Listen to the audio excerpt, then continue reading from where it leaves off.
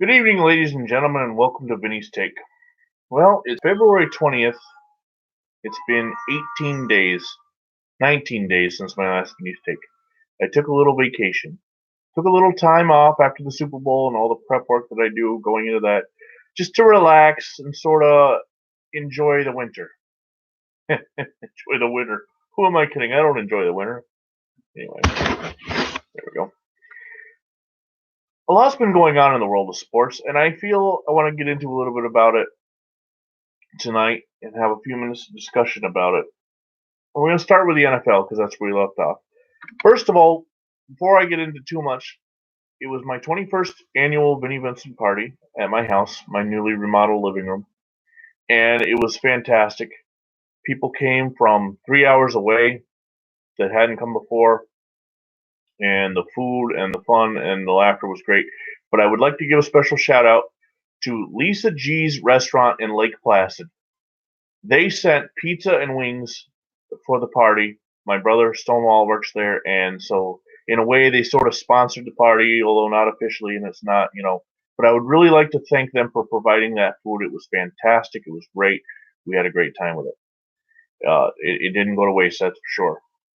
Okay, moving on. The NFL. First of all, and first and foremost, congratulations to the Kansas City Chiefs and to Patrick Mahomes. And you may remember back in or back in August when I did my prediction, I called it. I said the Chiefs beat the Saints, so I didn't have the right team, but I did say the Chiefs would win the Super Bowl, and I did say Patrick Mahomes would be the MVP. So I'll give myself a little pat on the back for that one. How's the offseason? The offseason, where there's no football. There's no NFL football. The XFL is back, though. Now, I haven't got to watch a lot of the XFL, but from what I've seen, it's a lot better than it was in 2001. The rule changes, first and foremost, are interesting. The way they're doing the kickoffs and the potential way they're doing overtime, I think the NFL could really learn something from that. The elimination of extra points. Although I'm kind of a traditionalist and I like the extra point, the way the XFL is doing it, where if you go from the 2 yard line, it's a 1 point. If you go from the 5 yard line, it's 2 points. If you go all the way back to the 10 yard line, you can get 3 points. That's good. That's definitely a good twist on it. But I think first and foremost, the way they're doing kickoffs, there's so much complaint and worry about the NFL kickoff and what it potentially causes for head injuries. I think the XFL's got this thing nailed down, where the two teams line up. I think it's 5 yards apart, and they cannot move. They cannot move until the ball is either caught. Once the ball is kicked, the ball is either caught, or it hits on the ground for up to, I believe, 3 seconds, which seems kind of long, but 1 Mississippi, 2 Mississippi, three. That seems like a long time for the ball. But then once that happens, both teams can move, and the impact of the collision from 5 yards away is compared to running from 60 yards away is much better. It's much different. So I think the XFL's got it right there. Now moving on to the NFL. Well, this week the NFL has had their collective bargaining agreement meetings. The owners get together and they discuss rule changes that most of the time don't need to be discussed. I mean, like the overtime rule change in, I believe, 2010, the whole pass interference thing last year, just knee-jerk rule reaction changes that don't necessarily need to be changed. It's one of the reasons how we ended up losing instant replay in 92 and then gaining it back in, I believe, 1999? Yeah, 1999. Because something bad happened. A touchdown was scored where the ball didn't get in or something. And things were rushed in, the pass interference, being able to review that was rushed in after the Saints-Rams game. And then it turned out that most of the time it ended up being a wasted challenge.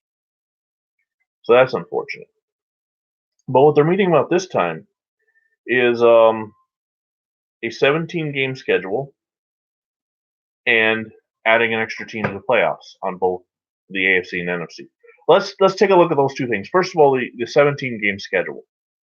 I'm not sure. One of the beautiful things about the 16-game schedule is it's so, there are 4 teams in your division. You play them each twice. That's 6 games. You play an entire division from the other conference. So last year, the AFC East played the NFC East. That's 4 more games. We're now up to 10. You play an entire conference from your own, or division from your own conference.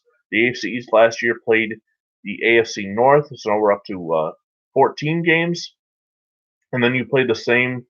It's like the Bills finished second this past year, so they will play the second place teams in the other two divisions in their own conference at 16. Where are you going to get the 17th game? I'm sure the NFL geniuses are going to come up with something, but here's my suggestion. In 2020 or in 2019, the AFC East played the NFC East, and in 2019, the AFC East will move on to play a different NFC division. So my suggestion is you take the same conference from last year, so the NFC East, and the same finish of teams. So Buffalo finished second, the Dallas Cowboys finished second.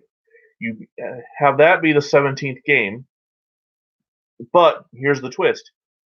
The international series, these London games, Mexico City, when Buffalo had their Toronto games, this is the game you do it at.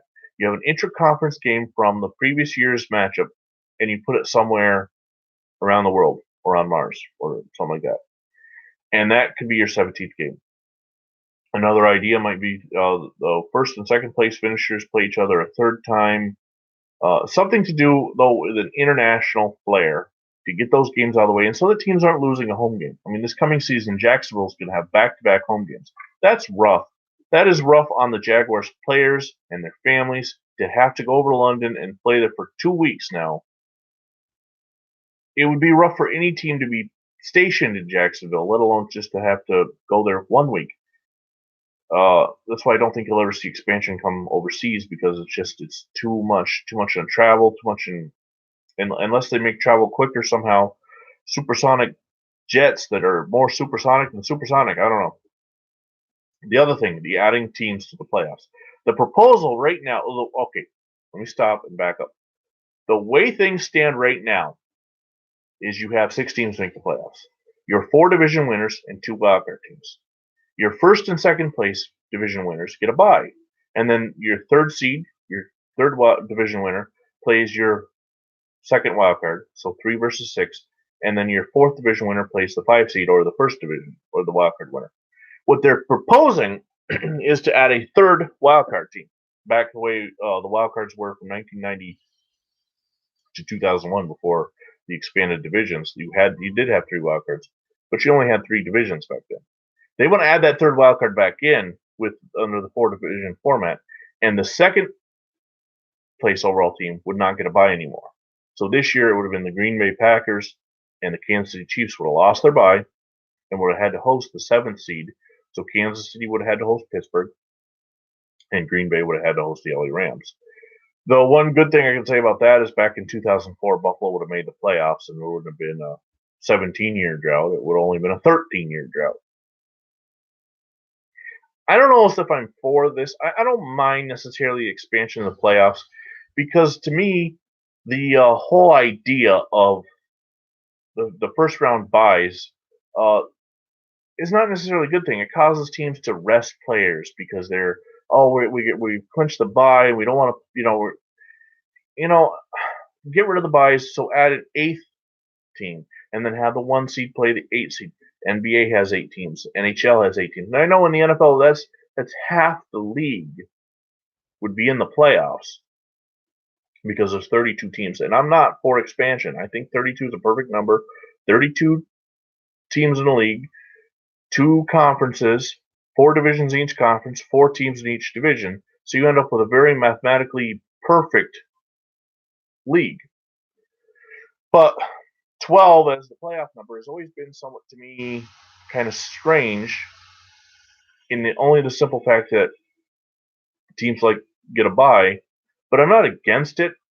I just don't know as if it's necessarily a bad thing to add an 8. I think in adding in 7, then you get that 1 team with a bye, and I don't know. It just seems weird to me. I don't know why you go. The only other playoff format I've ever seen where 14 teams made it was WrestleMania 4, when Hulk Hogan and Andre the Giant got a bye into the second round and then had to face each other.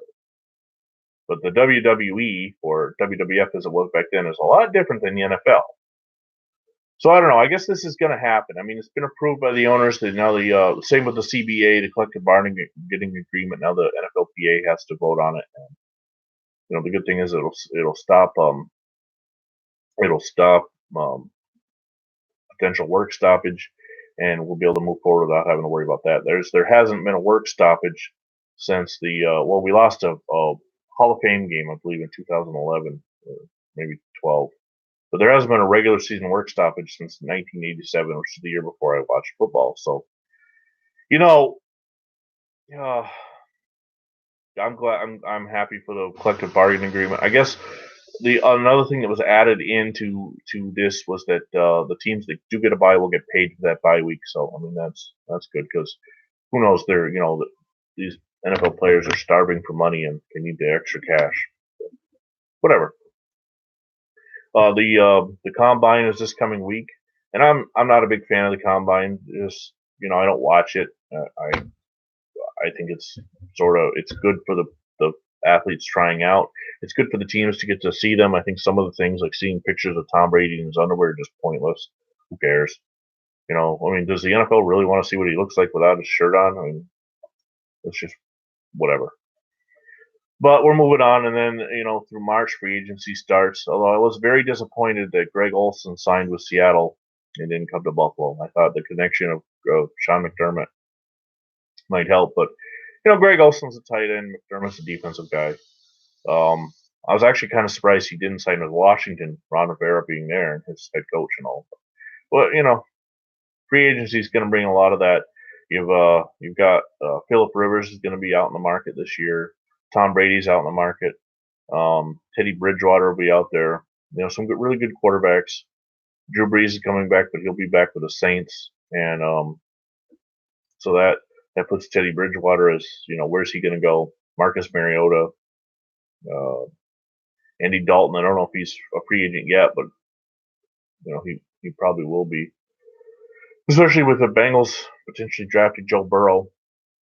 And then the draft in April and mini camps in May, and then July will be here before you know it, and it'll be time for preseason in August. But in the meantime, football's not the only sport, even though I may act like it sometimes it's not. I also love baseball, and part of my loving baseball is the fact that I absolutely hate with a passion the New York Yankees.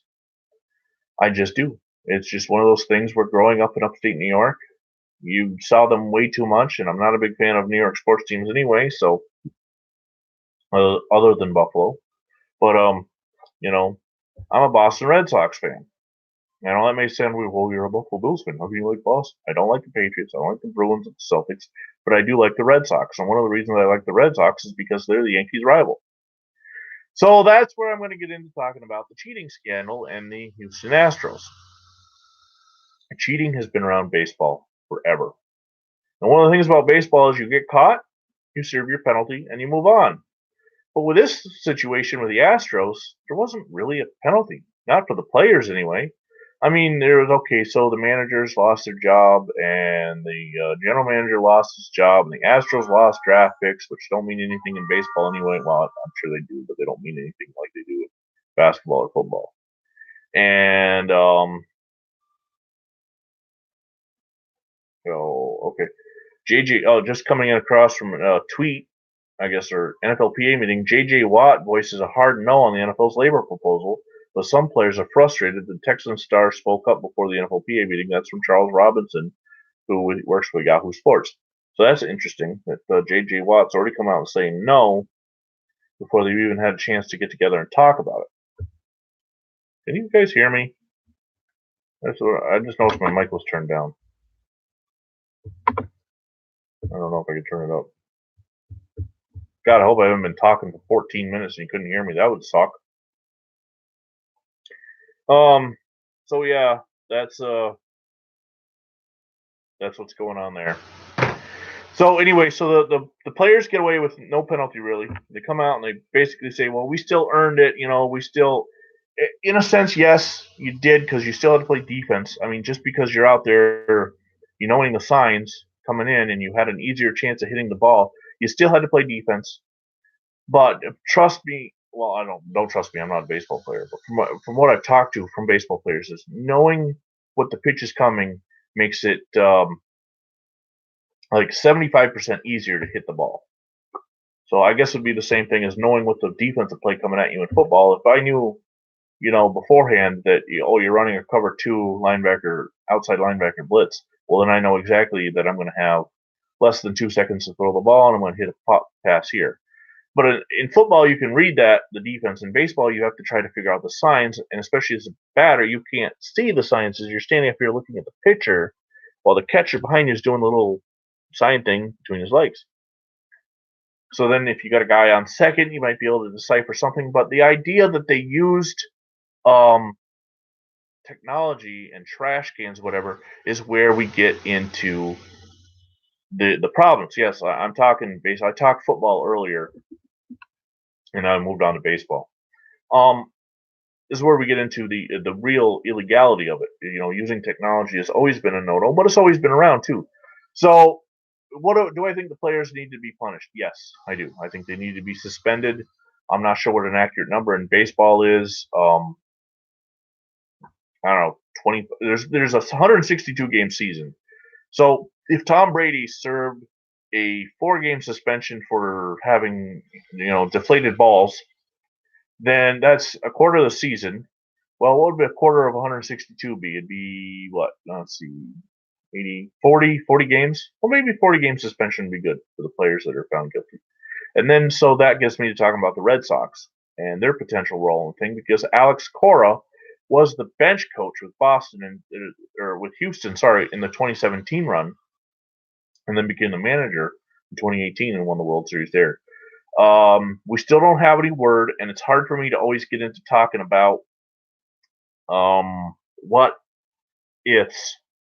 I don't do what ifs. I always tell my son all the time, we don't talk in what ifs. Because he always says, well, what if this happened? No, we don't talk in what ifs. We talk about what has happened. And there has been no ruling yet on the Red Sox. They did fire Alex Cora, which I think is justified. But there's been no ruling on how much did Cora bring with him. Was it being done in Boston in 2018?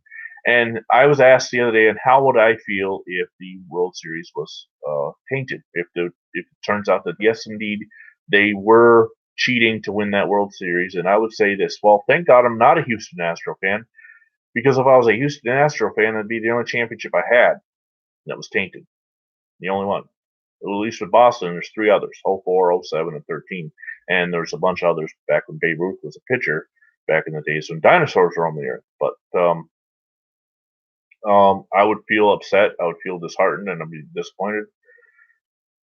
But, I still won't give up the feelings I had in 2018 when they won that World Series, especially the night staying up for 18 innings after being on the road in Syracuse to watch a football game and driving all the way back, listening to the game on the radio. Oh, no, that was not the one. The 18 inning one was the night it was in a car accident.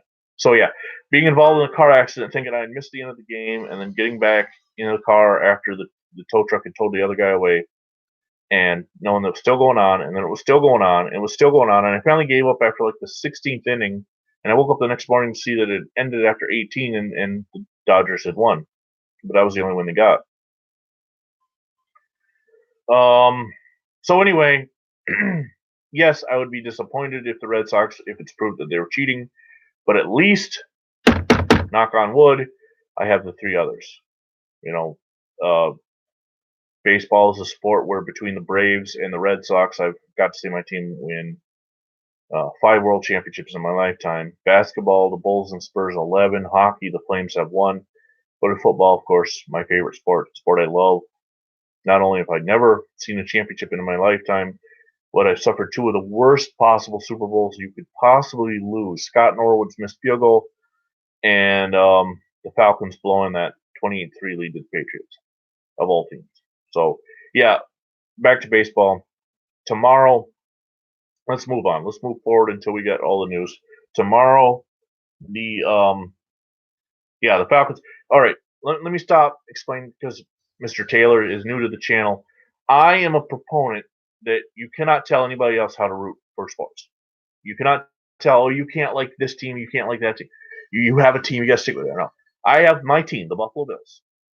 But then I have a team in the NFC, the Atlanta Falcons, and that stems back from Deion Sanders in '89 when he was drafted there. Because I have a dream Super Bowl scenario. So in baseball, I have the Braves and Red Sox. Actually, the Red Sox are my favorite team, but I was a Braves fan first, and then them losing to the Yankees caused me to be a Red Sox fan. And the Red Sox kind of passed the Braves in my adulthood. Basketball's the Bulls and Spurs, hockey the Flames and Sabres. Because I'm a believer, and I get a lot of flack for that, especially at work at the power plant, where they say, "Oh, Vinny's got 30 teams, blah blah blah." No, you can't tell somebody how to root. My brother actually started it. He's a Cowboys fan, but he also likes the Raiders. Believe that or not, coming from out of the '70s, those were the two teams that everybody wanted to meet in the Super Bowl, but never did. So he started it to me, and that's where that comes from. Okay, so back tomorrow, the first exhibition games start. And the thing I don't really like about exhibition games is that the Red Sox are playing Northeastern tomorrow night at JetBlue Park in Fort Myer, Florida. Is it Fort Myer? Oh, I closed that spreadsheet. Yeah. It's not on TV unless you get Nesson, which I do. I have the MLB, but at work it's not on TV that I can watch it. When I get in the car at 3 o'clock to drive home from the power plant, it's not on Sirius XM radio, so I won't know anything until I get home about 3:30, and at that point it's spring training. Game starts at 1, so what's the point of watching? But anyway, baseball's back tomorrow as far as exhibition goes. Saturday's a full slate, and then of course college baseball started last week. Notre Dame and Georgia both had games. Notre Dame actually had a game canceled today against Incarnate Word down in San Antonio because they're having some bad weather down in Texas, so they play them again tomorrow. I do love baseball. It's my second favorite sport. Okay, so we've covered football. We've covered baseball. In the longest Vinny's take ever, for those of you who've stuck with me, there's one more sport I'm going to cover, and that's hockey. On Saturday, and I'm getting really thirsty and my water's empty, so on Saturday, February 22nd, 2020, is the 40th anniversary of the USA-USSR hockey game, the Miracle on Ice. Do you believe in miracles? From my hometown of Lake Placid, well, my home area, actually from 8 miles north of Lake Placid. What a game. What a fantastic, fantastic game. And I definitely suggest you, if you haven't seen the movie Miracle, or if you like to watch classic sports like I do, the game's on YouTube. The game is on YouTube. Check it out. February 22nd, 1980. This is where I'm going to get into a little storytelling. Now, granted, I was 10 months old on February 22nd, 1980, so this is coming second, third-hand knowledge from people that are no longer alive, my mother and father. They had been married just about 2 years, and I'm 10 months old. I'm 32, but that's way back then. Oh, can you see me now? Apparently, I have unstable connection. Can you see me? Does anybody see me? Blah blah. Okay, so my father was working in the restaurant business at the time, and I'm not exactly sure what restaurant he was working at, but I believe he was a dishwasher or something at maybe the Golden Arrow or something like that. Stonewall, if you're watching, maybe you can fill us in, or if you're not watching, maybe you'll catch it later and you'll be the Sack of the Future broadcast.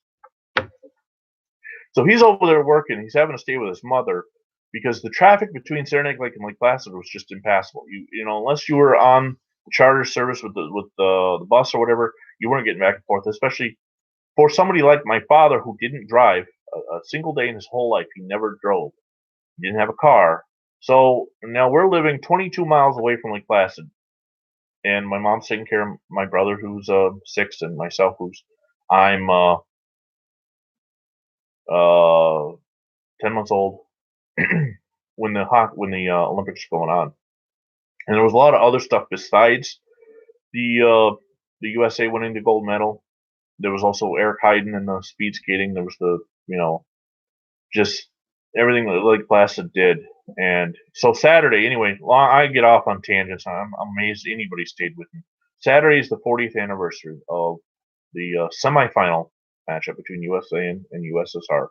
And for those of you who are not old enough to understand what that meant in the Cold War, when the Americans and the communists were at not war, but they were always on the verge, the very edge of going to war, and Russia was so down in hockey that we didn't beat them for generations, to go out there and get the upset and just then go on to win the gold medal man, it was something else. My father-in-law was telling me his story. He and his wife, my mother-in-law, had just started dating.